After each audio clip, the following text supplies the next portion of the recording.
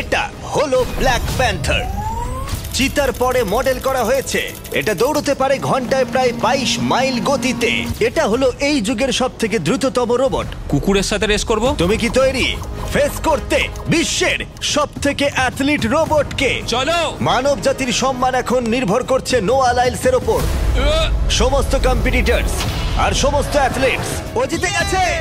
তাদের সাকসেস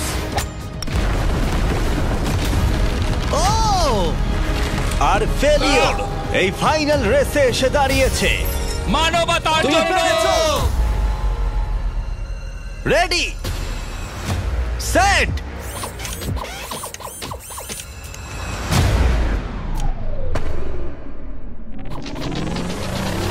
ও শুরু করে দিয়েছে। ও রোবটটা খুব ফাস্ট। যাও ব্ল্যাক প্যান্থার যাও। ও তোমার পেছনেই আছে। ও মনে হচ্ছে পেরে যাবে। নোয়া হেরে যেতে পারে। ও হে লোকি, রোবটটা কিন্তু দারুণ গেল, দারুণ ছিল। মানবতা জিতেছে।